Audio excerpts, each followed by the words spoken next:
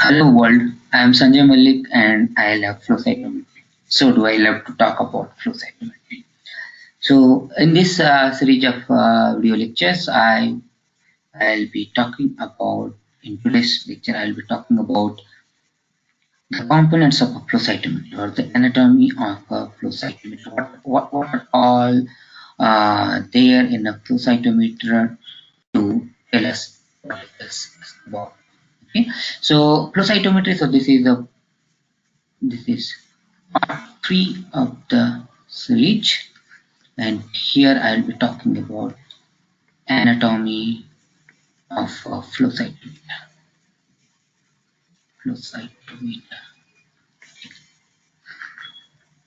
So what are the different components a flow cytometer has got? So far we have understood what a flow cytometer can do for us.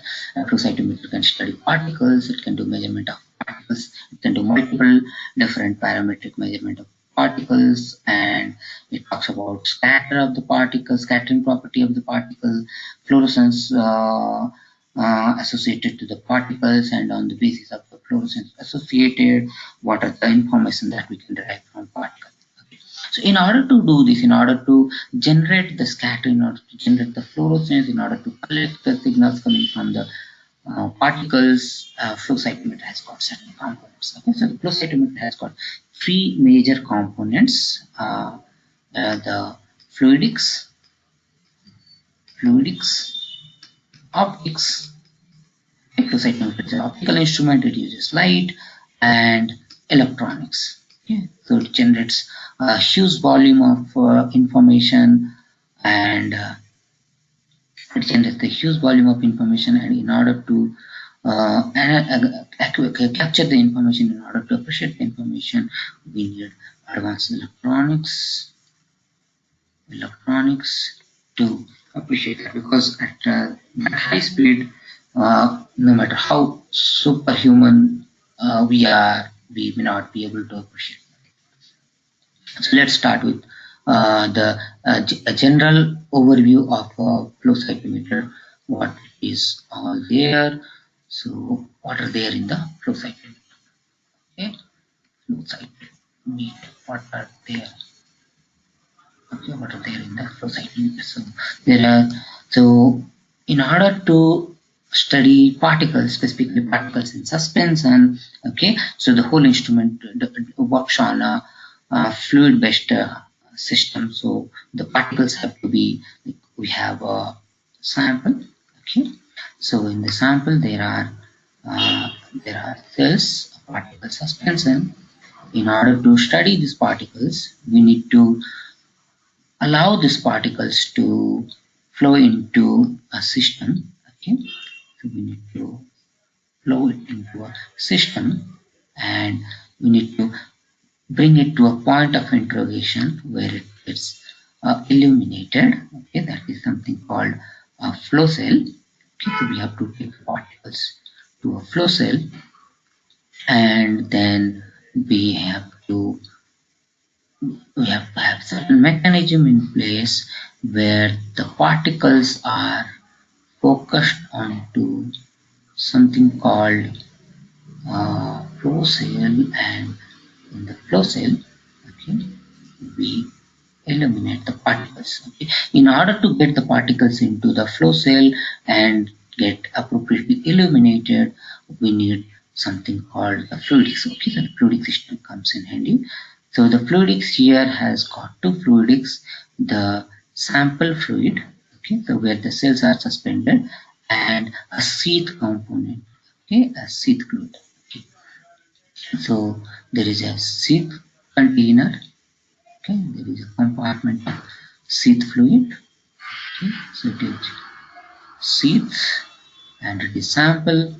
So the sheath fluid and the sample fluid component are both basically aqueous in nature. Okay, so these are aqueous, so it could be saline solution or isotonic solution to the cell.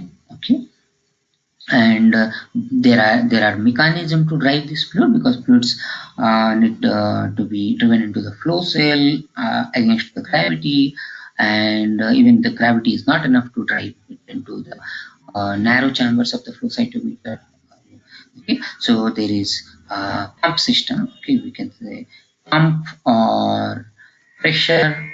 Okay, it could be positive pressure or negative pressure. Okay, pressure, the seed tank, we apply pressure onto the seed tank, we apply pressure for the sample, and then that drives the sample to, or the rather the cells along with the sample fluid, to enter into the flow cell. And flow cell is somewhere where we have then the optics comes into play. The flow cell, the optics is there, the light is there. Okay, generally we use lasers on a flow cytometer, and then these lasers, when they interact with the cells, they scatter, and then is scattered, and then the fluorescence is generated. Okay, so fluorescence and large angle scatters are collected 90-degree as a convention in most of the flow cytometer. It's a large angle scatter, it's a 90-degree to the excitation that we collect the scatter and the fluorescence signals. So there is a whole optical system to collect the 90-degree angle scatters and the forward angle scatters, that is talking about forward scatter FSC, it's named as FSC. And once the cells are illuminated, the sample and all that goes into waste. Okay, so most of the analyzers, they work in this way. The sample goes to the waste, and if there is a sorter component in between, okay, if you want to sort the cells, okay, if you want to sort the cells, we want to get the cells separated for our further downstream processing or further downstream analysis. That is where the cells are sorted. So there is a sorter component coming in between after the acquisition or after the illumination point. If we are not acquiring the cell, if we are not collecting the cells go to the waste. Okay.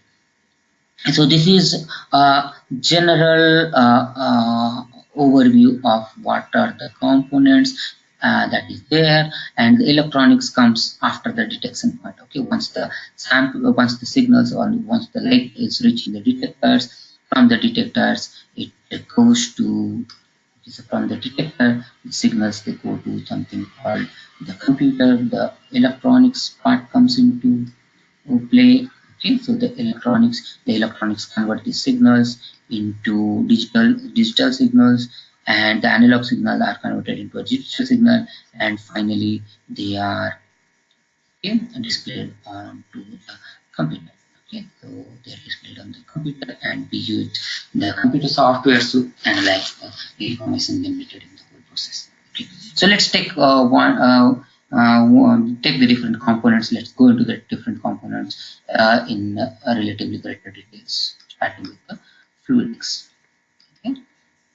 So here, if you compare flow cytometer with any other system, why the flow cytometer is fast, because here the cells are allowed to flow through, or the cells are pushed into the illumination point faster than any other method that we can do. If you compare it with microscopy, if you are comparing with microscopy on a stage, there is a slide or multi-well plate, any format where the cells are fixed onto the slide. Okay, and then we have to focus the slide or the object to the microscope, and then we take images. So in this way, say for example, I give an analogy this way. If I have to collect if I have to collect some survey results from a large population, and I go to each and everybody's house and collect the survey questionnaires, it's going to take longer time for me. If the other way, if I'm stationary and people come to me and submit the survey questionnaires, that would be fast. The same thing here, the cells, they go to the detection point rather than the detection point, rather than we focus on to the cells every time. Okay. So here, in order to maintain that high throughputness, we need to allow the cells to flow through. So in order to make the cells to flow through, we have then this fluidic part. We have, as I said, we have the sample tube. Okay, there are cells in the sample tube. Okay, So here, and then this is the sample container, okay, which contains the sample, and then we have the seeds, okay. We have a seed component, we have a sample component, okay. We have a seed component, we have a sample component. Now, how do we drive the seed and sample component into something that's called, how do we drive it into the flow cell, okay? How do we drive it into the flow cell? So in order to drive it into the flow cell, one of the method that is utilized is the seed chamber is pressurized. Okay? We apply pressure to the seed chamber, okay, that would with the help of a compressor or then this or a syringe pump, whatever it is, then it pressurizes the sample, and this pressurizes the seed fluid, and this drives the seed fluid to enter into the tubing that leads to the flow cell. Okay, so tubing that leads to flow cell. Okay. So here we are applying pressure, and that leads to the flow cell, and so here now the seed fluid is entering into the flow cell. Okay, and so here I will take it directly to the waste. I'm considering an analyzer situation here, so it goes to the waste ones. So okay, it goes to the waste. Now, how do we drive the sample into the flow cell? In order to drive the sample into the flow cell, so there is something called a sample injection probe. Okay, sample injection probe, or in short, they call it SIP. So through the SIP, the sample fluid is delivered into the flow cell. And in the flow cell, the samples are, okay, there is something called focusing, okay, hydrodynamic focusing, and that focusing allows the cell to flow through a very narrow path for illumination. This is and in order to drive the sample into the flow cell, the flow cell chamber is already pressurized because of the seed pressure. Okay, so this chamber is a pressurized chamber that way. And in order to drive the sample into the pressurized flow cell chamber, we need to apply pressure on the sample as well. Okay, so there is seed pressure and there is sample pressure component. Okay, so here in order to, so here the major bulk of the content, the major bulk of the content in the flow cell is the seed fluid, whereas the minor content that enters into the flow cell is the sample fluid. So in order to drive the sample fluid into the flow cell, it is always that the sample pressure, okay, so the sample pressure is greater than the sheath pressure. So the sample pressure is greater than the seed pressure. This is how we have to maintain to drive the sample into the flow cell. Okay? So in order to achieve higher rate of sample flow into the flow cell, the pressure differential should be higher, and this difference is called the pressure differential. Okay, the pressure differential. Okay, this is called the pressure differential. Higher the pressure differential, more is the sample fluid that is being pushed into the flow cell per unit time. And we'll talk about what happens when higher fluid. So so here what is happening, there are basically two different fluid. There are two fluids coming from two different containers, and both of the fluids are of all the same nature. Okay, so when we are talking about fluids of same nature, there is a probability, if you think of that, these two fluids might intermix in this chamber. Okay, however, physics doesn't allow that. Let's look at the physics inside the flow cell. Okay, inside the flow cell. So we will zoom the flow cell. Okay, we zoom in the flow cell. We'll analyze it.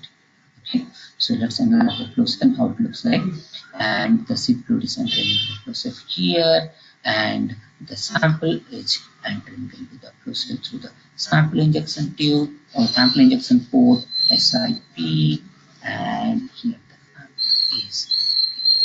So here the sample is. Okay, and different color. Here the sample is. Okay.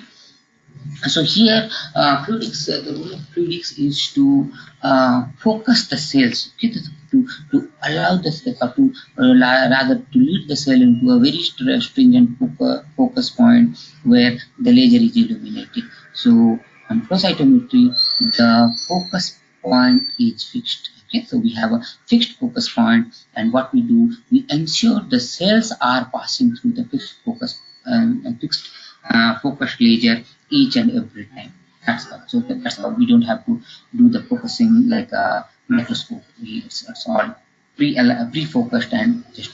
So in order to achieve that one, in order to achieve that flow, okay, in order to achieve that, in order to achieve that, okay, so once the sample is entering into the flow cell, okay, and then if you look into flow cell cross section, the flow cell is generally tapering. It's a conical tapering chamber, and in this conical tapering chamber, the purpose is that the chamber is conical tapering with the purpose. Okay, so inside the chamber, what happens if we take a cross section here? Okay, if we take a cross section here, here, and if we take a cross section here, then the cross section here is definitely wider than this. And if you look into the proportion, say for example, at this the cross section is 100 units, and here it is 10 units. I'll discuss about why how this 10 units and this the 100 unit is going to help us. Okay. So before that, what happens is two fluids and of same nature, of absolutely the same nature, they enter into the flow cell. Okay, why shouldn't they intermix with each other? Okay, so one of the principle of physics that works here is the laminar flow. Okay, laminar flow.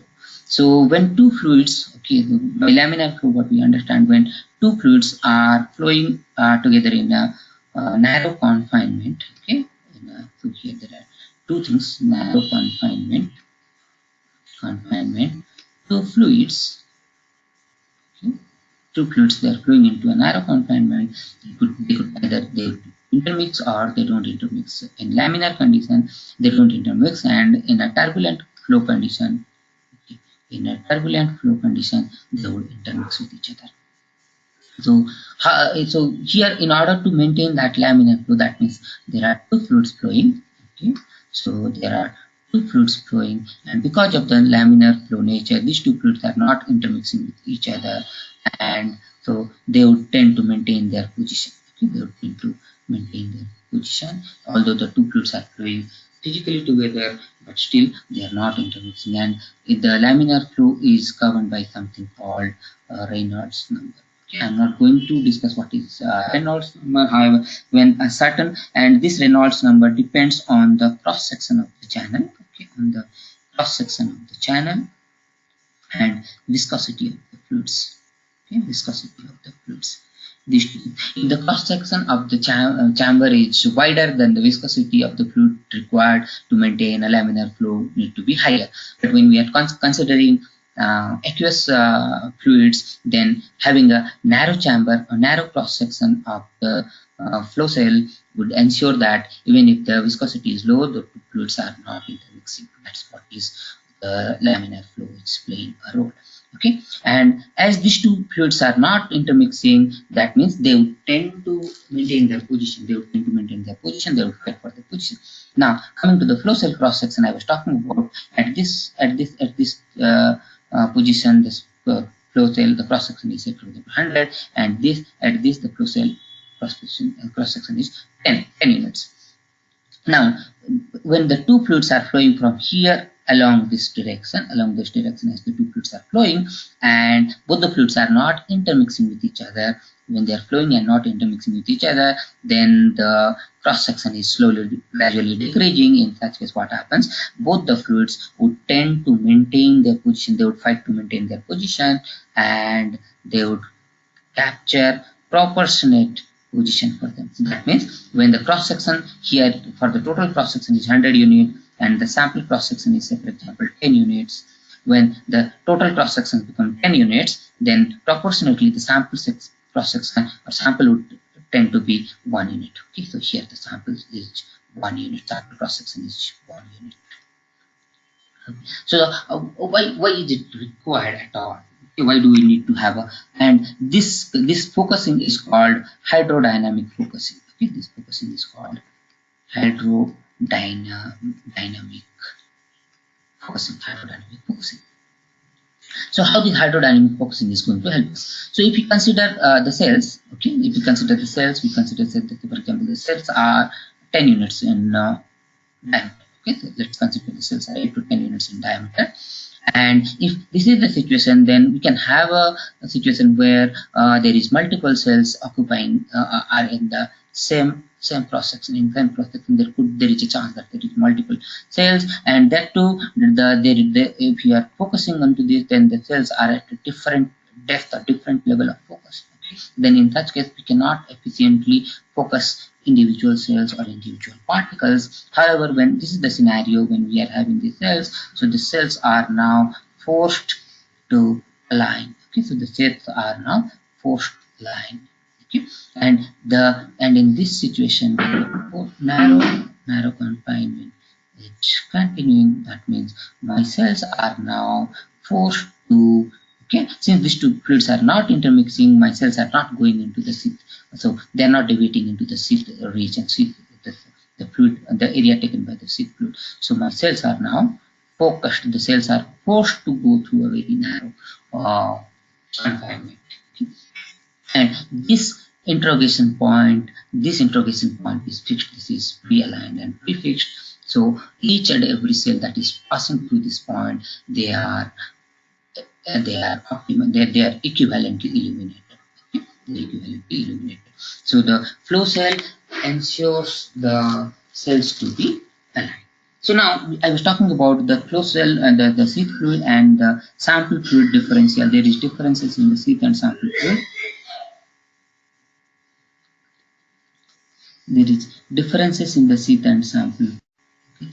So here, when we are having differential in pressure between the sheath and sample, we can utilize for two purposes. So here, when the sample core is narrowed down, this is what is happening in most of the hydrodynamic flow cytometers. Okay.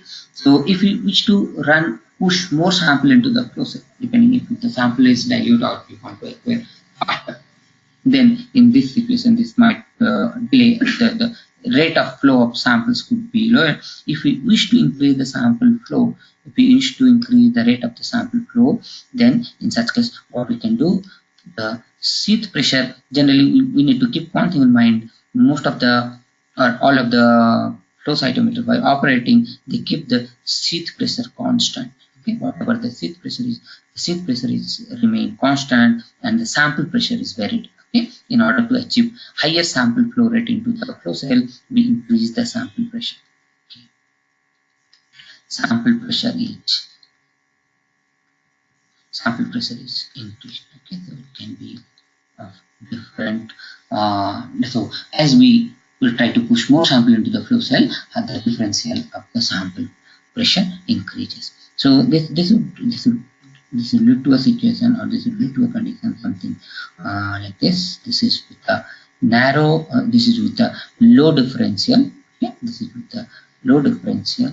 This is the flow cell, and this is with the low differential, and so this is low differential pressure that would lead to low sample flow rate. Then there is high pressure differential, or I say here higher pressure differential, and that would tend to push more sample into the flow cell.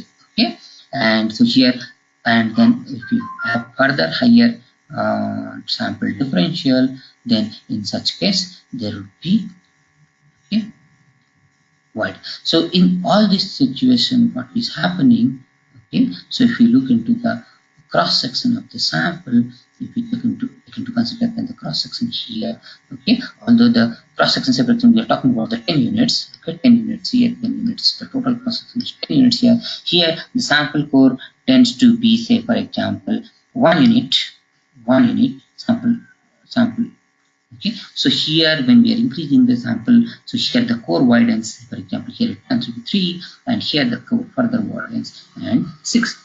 So 1 unit, 3 unit, and 6 unit. So when the sample core dilates, okay, when the sample core expands, then it is accommodating more sample per unit time. Okay, so there could be one question that could come into our mind when we are increasing the sample pressure. Then it might happen that the core remains same and the sample would tend to flow faster. Okay, since it's a laminar flow condition, the overall velocity of the system is governed by the seeth flow. Okay, seeth pressure. So the velocity of the total flow remains fixed. So one thing we should never forget, that the velocity is fixed and governed by the seeth flow.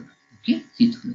So when that means if the flow rate is governed by the velocity is governed by the seeth, then the sample fluid also is going to have the same flow rate or the same velocity. When keeping the velocity same, how can we push more volume per unit time? In order to push more volume per unit time, the sample core dilates. Okay, so the sample core dilates. So by increasing the sample differential or the pressure differential, we are going to acquire, or we are going to push more sample into the flow cell per unit time. More sample going into that. That means more number of cells are crossing the ledger. However, this comes with increase in or spread in the data. So here we could see the cells getting illuminated in a very narrow region, wherever here there is a relatively higher degree of freedom for the cell to while getting illuminated. Here that could be further higher. So when this is happening, we should keep it in mind that the focus point is fixed. Okay, so the focus point is fixed. The focus point is fixed. That means there is a variation. Okay, variation in illumination. Because of the widening of the sample core, there is a variation in the illumination. When there is a variation in the illumination, there will be spread of the data. Spread of the data, and that leads to increase in the CV, coefficient of variation of data that we acquire.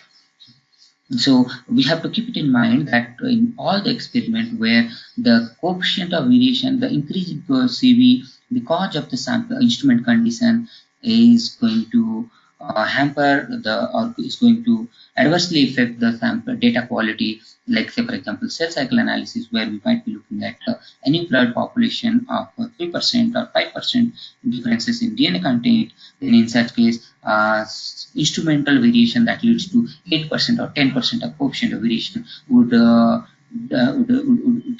adversely affect the data quality. So in such case, we are forced to use the low flow rate. Wherever in a situation where the biological variation of the sample is the cells is very high in hundreds or thousand times, and that is where 10%, 12% increase in the CV may not disturb our, or may not affect our understand or affect the outcome adversely. So this is at the flow cell. Now what is happening now? The fluids are there in place and the cells are getting illuminated. So let's come to the illumination point. Okay. Now, so before I really go into the illumination point, there are a few other things that I would like to put it here. There's some people, they have the opinion that the cells get diluted in the flow cell. So no way our cells can get diluted in the flow cell because there is no intermixing between the seed and the sample. So that myth is, so there is no dilution in the flow cell. Okay, there is no dilution that can happen in the flow cell. Number one. Then number two is that if we are not taking good care, so this is a capillary system, if you're not taking good care of the flow cell, if you're not, after running the sample, we are not cleaning it properly, then there could be the situation where there is build-up of proteins, build-up of microbial growth, or might be bubbles are introduced. We don't remove the bubbles. So in that case, if these are disturbances are there, then it will not maintain laminar flow. So the laminar flow will be lost here, and the moment the laminar flow is lost, that means the cells are not going through the predesignated path, or if it is turbulent, becomes turbulent, then there will be intermixing. So the cells might not be illuminated in a focused manner. In such case, again, we will see a huge variation in the data. Okay. So keeping the flow cell clean, that is something of utmost importance. We need to take good care of the instrument. Okay. So then coming to the flow cell. So now, so this is the flow cell. This is where the laser is illuminating the cell. Let's take a cross section of the flow cell and let's talk about the optics. Okay, so let's talk about the optics. So this is the flow cell. Okay, I'll draw the flow cell again. So this is the flow cell. This is the sample that is into the flow cell. This is where the laser is illuminating the cells, and let's take a cross section here. Okay, so now let's look at this. This is the cross section of okay. So this is the cross section of a flow cell. So flow cells are, in most of the instrument, the flow cells are rectangular.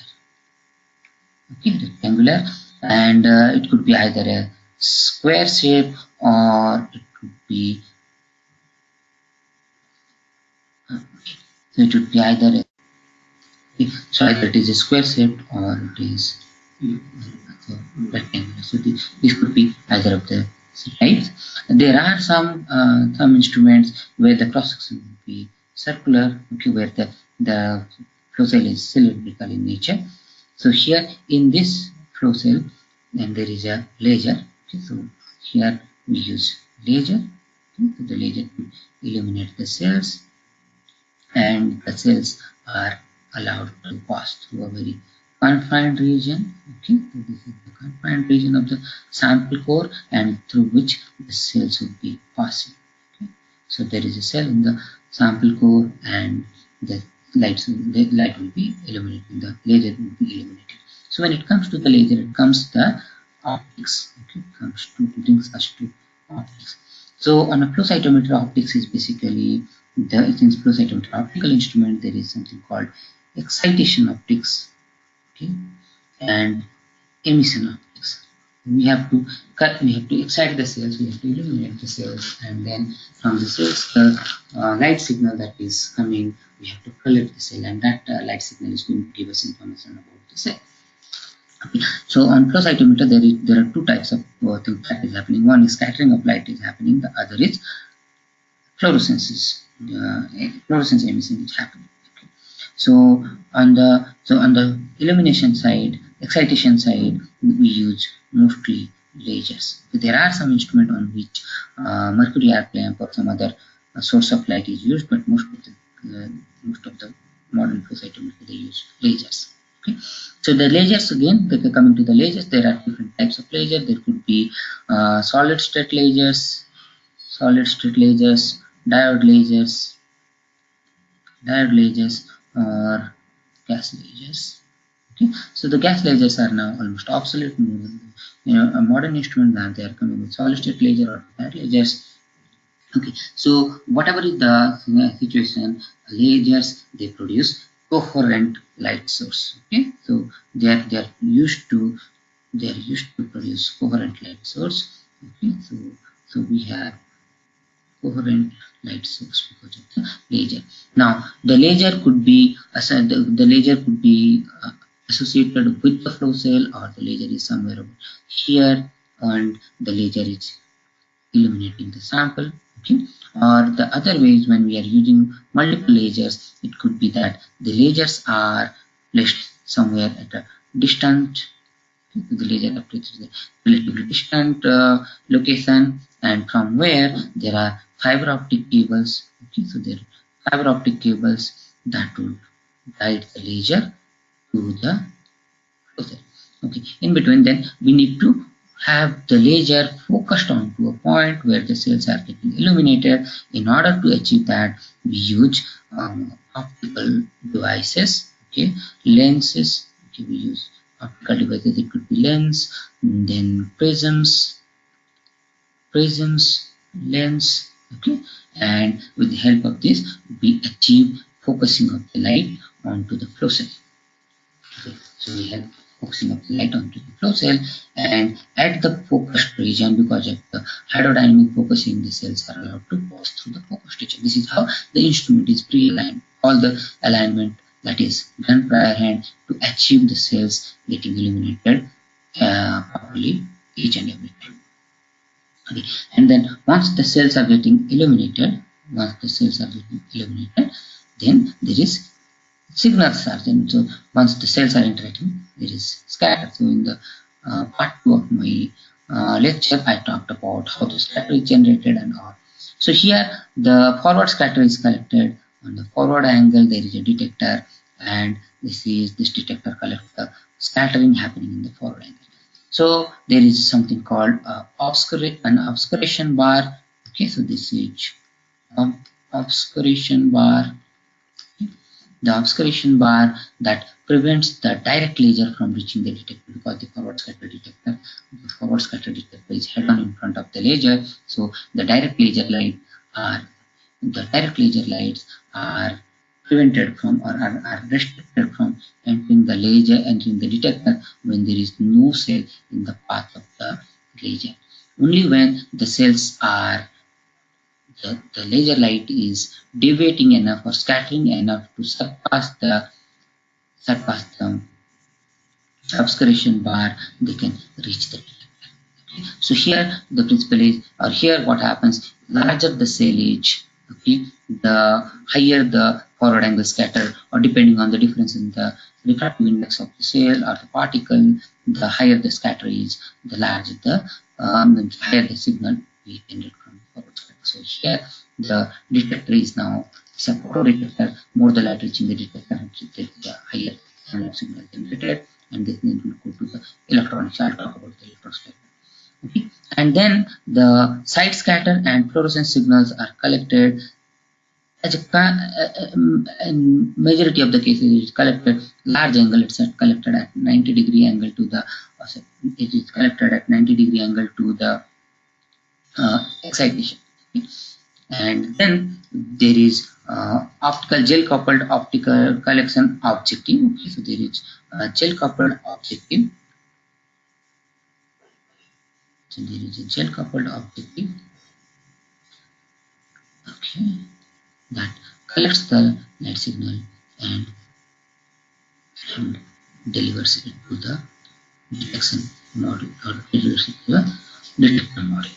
Okay. So in this situation, it could be, there are, we discussed that there could be multiple fluorophore that is associated to the cell. So there is multiple wavelength of light coming up, and fluorescence. This is just scenario. So here in this example, I will be talking about a simple two fluorescence system. There are two scatters and two fluorescence generator forward scatter. So here the 90-degree angle collection of signal that consists of the 488 nanometers. So I am considering this instrument of 488 nanometer, simple instrument of 488 nanometer laser. So the light signal that we are getting, the elastic scattering of side scatter or the large angle scatter 488 nanometer. So the bunch of signal that is, or bunch of light that is coming from the same cell, it could be 480 nanometer. In this situation, I'm talking about 530 nanometer signal. And there's green fluorescence that's coming from FITC kind of dye, and then there is a signal that is, say, for example, 585 that is coming from something like here it is FITC, and here it is P, and this is just side scatter signal. So what happens here now? Side scatter signal. So what happens here now, that all the light signals are coming together. How do we segregate the lights? Because if we cannot segregate the different wavelength of signals, we cannot take them to different detection points. So it is all mixed. So in order to segregate the different light signals that is coming from the cell, and that difference in the fluorescence emission is happening because of the property of the fluorophores. We have discussed the property of the fluorophores in the part 2. So now, how do we segregate them? How do we segregate the different wavelengths? In order to segregate the different wavelengths, what we use something called the optical filters. Okay, so these are optical filters. So there are basically three types of optical filters. One, the long pass filters, the short pass filters, and band pass filters. These optical filters, these are specially coated glass Okay, this is especially coated piece of glasses. Okay, and this coated glass, the coating applied onto this glass, they give them the specific property. Say for example, I'm talking about something called LP500. Okay, LP500. That means this glass, when placed at 45-degree angle to the incident light, it would allow longer than 500 to pass through. Anything longer than 500 to pass through, and the shorter than 500, it would be reflect. Okay, so it would reflect the shorter than 500. Say for example, I have something called a short pass 500. Okay, short pass 500. That means this works just opposite to the earlier filter. Then what it would do, it would allow longer than 500 to pass through, and it would allow longer than 5. Sorry, pardon me. It allows shorter than 500 to pass through, and the longer than 500 would be reflected in this way. So in this way, what we are having a bunch of heterogeneous wavelength of flow spectrum and heterogeneous wavelength of light signals, and we can segregate them. And the bandpass filter, these are specialized filters. What they do, if we say for example, if we have something bandpass 500/30, so in this situation what it does, it allows a band of wavelength of light to pass through, that is defined by this one. So if this is 500/30, that means it is actually 30, a band of 30 nanometer of light around 500 nanometer would be allowed to pass through. Okay, so it's a band, I think the band, the total band is 30 nanometer. Okay, so the total, that means it is 500 plus minus 50. Okay, then it makes a 5. So anything above and below that, that is restricted from entering into the detector. Okay, anything below and above would be restricted from entering the across the filter. So yes, so here we can we'll take some arbitrary numbers. So we use different type of say let's use different type of filters here. So here what I'm positioning, first I'm positioning something called long pass 500. Okay, so call it long pass 500. Okay, so here what we have, 488 nanometer, 530 nanometer, 585 nanometer. So when we have something long past 500, that means anything longer than 500 will be allowed to pass through. So here the longer than 500 nanometer, the 530 nanometer, and the 585, around the signals from 585 nanometer would be allowed to pass through. What remains are the side scatter signal. That's the scatter signals coming up. This would be deflected or will be reflected. Okay. And this, then we use a further bandpass filter here. We use a bandpass filter here. Okay, we use a bandpass filter here, and this bandpass filter is, for example, 488/10. That is 488 plus 1 is 5 nanometer. That is allowed. That's further fine-tuned. So to streamline the signal that we can collect onto detector. Okay? So there is a detector here, like photo detector here, and the scatter signals. So out of the bunch of the total different type of fluorescence, different type of wavelength signals, so we collect this, and this is the same. This wavelength is same as the excitation wavelength or the illumination wavelength, and this is because of the large angle scatter, and the large angle scatter are the side scatter. So this detector detects the side scatter signal. Okay. And now what we are left with, the mix of the green and the orange signal. So what we do now, we'll put another arbitrary. Okay, let's put another arbitrary, and we call it. We can use a short pass or a long pass, depending. So I'm just using arbitrarily. So I call it long pass 560 nanometer. Okay? So long pass 560 nanometer.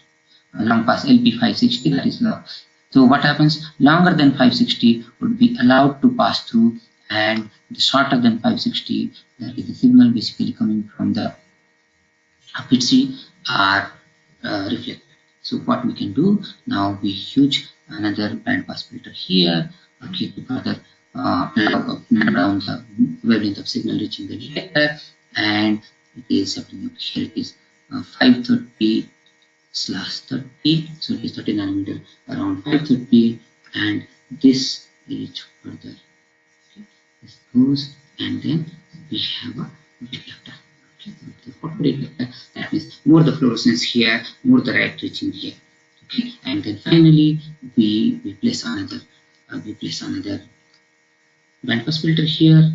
Okay, it's so for example 585 slash 40, and this bandpass filter would allow light around that, and then finally it reaches a detector. That detector is talking to is telling me about the 585 signal that I'm getting.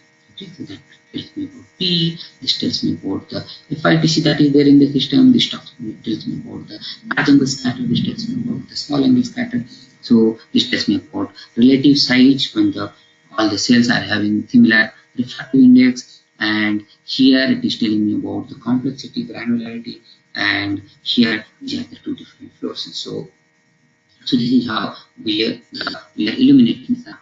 So this is a very simple flow cytometer. There could be flow cytometer on which there are multiple lasers. Okay, so we spoke about we discussed about the variety of different kind of fluorochromes, where the fluorochromes could have difference in their excitation, or it could be with similar excitation. There could be difference in the emission. So that is how we can use many different fluorochrome molecules, giving us different information about the cell, giving us different parameters of the cell. Okay. Now coming to the collection. Okay, so now coming to the collection, what happens when the light reaches the detector? Okay, so collection of optics, what happens when the light reaches the detector? Okay. So these detectors are okay.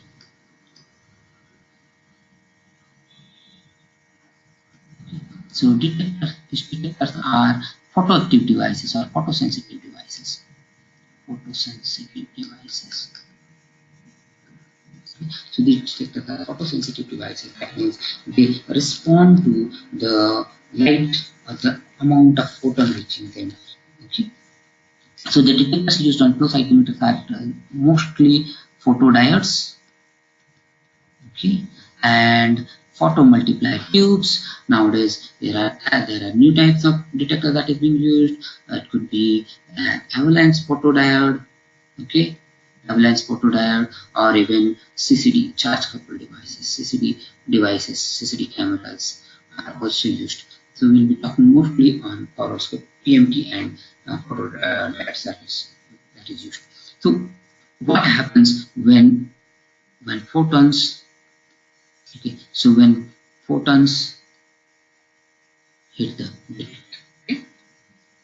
So at the detector, an electronic voltage pulse, a voltage is generated, and it makes a voltage pulse, a set of a voltage pulse. A pulse is generated there. How this pulse is generated? So let's see. As the cell is crossing the laser, what happens? Okay, so this is the laser. Okay, as the cell is crossing the laser. Okay, so the cell starts entering into the laser. Okay, so when the cell enters into the laser, and then crosses through the laser. Okay, so like this crosses through the laser. As it is crossing through the laser, let's see what happens at the detector. So the detector, as the cell starts to enter into the laser, it crosses the laser over a period of time, and as the cell and at the detector, what is generated is potential difference is generated, and it is measured in terms of volts. Okay.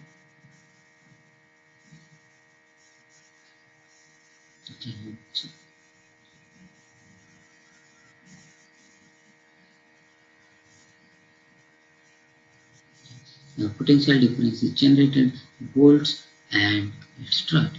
So as the cell crosses, it starts starts scattering light or giving up fluorescence, emitting fluorescence, and that reaches the detector and it generates. So now there is less light reaching the detector. It gives a low voltage, and as the cell is crossing the detector, the voltage increases because the amount of photon reaching the detector increases, and as the cell is maximally illuminated, it gives a maximum voltage per peak, and then as the cell exits the laser, the voltage pulse drops down. Okay, so this is what is generated at each and every detector for the cell. Okay, depending on the light, the intensity of light that is coming from the cell, it could be the voltage pulse could be like this. Okay, so it could be like this. Okay, the more the light reaching the detector, the stronger is the voltage pulse, or the higher is the voltage pulse generated, the higher is the voltage generated. Now, this is the analog signal. Okay, this is an analog signal, and now we have to convert this analog signal into a digital signal, and the signal is processed to give us the information about the cell. So consider a situation where we are collecting tens of thousands of events per second, and this kind of voltage pulse is generated at all the 20-30 different detectors that we have. You can talk about advanced instrument, even if it, then in such case every second there are 30,000, for example, I'm talking about 10,000 events per second, and 3 detectors, a minimum 3 detectors. When I'm talking about, there is 30,000 voltage pulse generated per second. That's a huge computation that is required. So what happens? There is then the electronics come to help us there. Okay?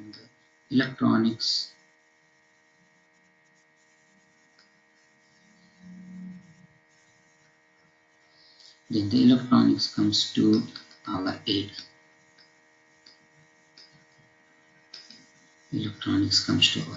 So what the electronics does? So what the electronics does? The electronics has got something called ADC, analog to digital converter. Okay. Analog to digital converter. The voltage pulse is analog signal. What this ADC does? What this ADC does? So we have the voltage pulse here. This ADC, it continuously scans the signal. It continuously scans the signal. Okay. And then from here we can get us the information about the maximum voltage that can be generated, that is called height. Okay. So if you go into some literature, you look at the cytometry plots, you will see like FITC-H, FITC-A, FITC-W, or FSCA, FSCH, like that. So that is the height signal, and then as it is scanning the voltage pulse, it can compute the area under the curve. Okay, so that's the total. That is called area, and then the time of flight. It is time of flight, how long it takes the laser, the time of flight, or width signal, height, area, and width. So this is how the different information of the voltage pulse can be generated. Okay, so when the different information are generated, and then this is converted into a digital value, into a number. So here it is voltage signal, then it is converted into a number, and those numbers now can be interfaced with the computer, and we can display the data, display the information on different types of statistical charts and statistical displays. Okay, so how the number is generated, how the number is converted. So here, say for example, here it is 0 to 10 volts. Okay, it is 0 to 10 volts that is generated on the detector. 10 volts, that's why the detector saturates. This is the time. Okay, so the ADC, they are digital electronic devices that has got, that's what we call it, bits. Okay, so if we have an ADC that is 10 bit, that can convert the signal into a range of 0 to 1024, that is 2 raised to power 10.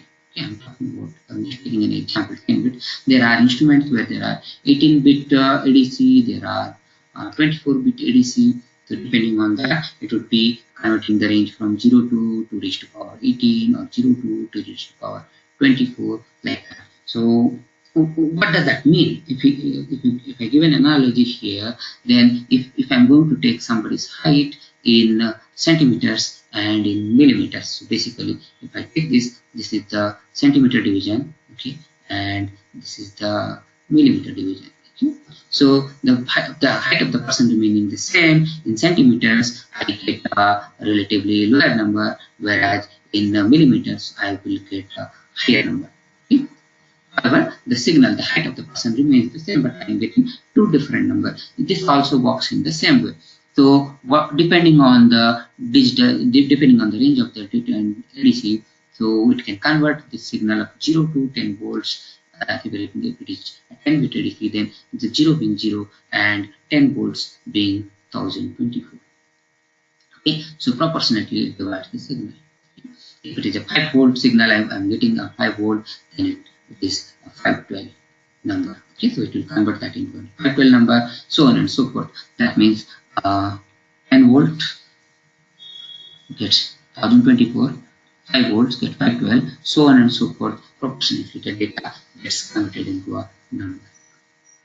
Okay. Now, what happens here? So we have events, we have cells crossing the laser one by one, and we have multiple different detectors. So, for example, we call it events, event number 1, 2, 3, 4, 5, like that. And we have different detectors. We have a forward scatter detector, side scatter detector, fluorescence 1, fluorescence 2, like that.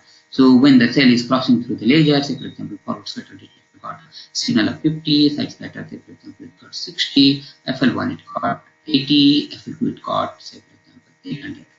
Okay, and the second one that is giving the same way, say 60, 75. I'm just putting these numbers arbitrarily. It is again giving, here it is giving, say for example, 800, here it gives 20, and so on and so forth. Okay, so now let's so what it generates, what it is generated at the end of the digital conversion process. Okay, the digital.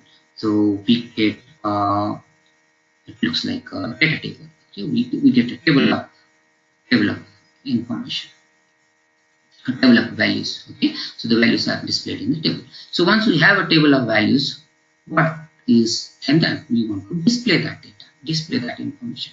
So we have a table. Okay, so we have rows, we have columns. Okay, so here the events, here the parameter 1, 2, 3, 4, like that, and there are numbers here. So depending on this, say for example, if you want to plot FL1 and FL2, this is FL1 and FL2. FL1 here I think it's 80 and 800. Here it is 800 and 80. So event 1 and 2. So let's plot this event 1 and 2 on FL1 and FL2. It's a biparametric plot. So for FL1, event 1 is 1024. That's 1024. And on FL1 it is 80. Okay, FL1 it is 80. FL2 it is 800. I got it out here. Okay, that is on the second event on FL1 it is 800, and on FL2 it is 80. FL2 it is 80. I got it here. And there are many events. Okay, so there are many events that are coming up. Okay, so on and so forth. So when we display the data, it looks something like this. Okay, it looks something like this. So from here, what we see, we look for the cluster of the, so the cells or the events that is having a central tendency cluster around something, some central tendency, and we get them. Okay, so we get to know them. What is their frequency of the total population? What frequency is there on the basis of these different? So it's just one single biparametric data. It can also be displayed in a uniparametric data. So I say it is FL1 and say it is, for example, it is FL1, and then look at the same thing. And here it is count or the frequency. Okay, so count and frequency. So here it would look something like this. Okay, it would look something like this.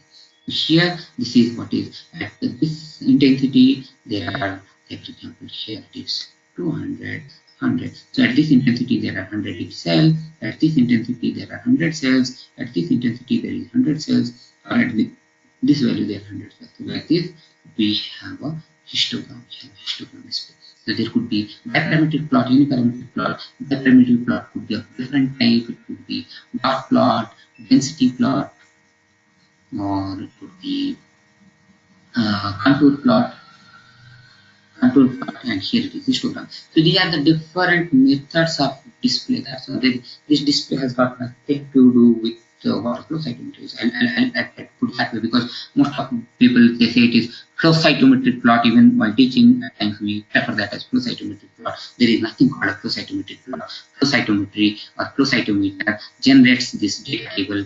It generates the data table, and this data table would be used here. These are simple statistical simple charts to display this large set of data table. So consider if there are 10,000 rows. If consider there are 10,000 rows, looking at the row at individual events, it would be a huge nightmare to get some information out of that. Well, when we display that into the plots, it becomes very easy to appreciate that. Okay, so in this section, to summarize this section, we talk about what are the components of a flow cytometer, okay, the fluidics, optics, and electronics, how the fluidic works, how the optics work, and how the electronics converts the analog signal into digital numbers, digital values, and these digital values now becomes very easy to interface with the computer and to display the data. Okay, so I would conclude this part 3 here, part 3 of my lecture here. In further section, I will be talking about, I'll rather use some software and talk about different aspects like what is called threshold. So in my next talk, I'll be talking about threshold, I'll be talking about gating, I'll be talking about in some instrument there is something called voltage, detector voltage. Okay, so what is a detector voltage? How to set the detector voltage? Okay, so these are the things that I would be talking. This will be more towards and then the data display. I'll be talking about a little bit more about the data display using some examples. Okay, thank you everybody for your time and attention, and stay tuned. I'll come up with more videos on different aspects of flow cytometry.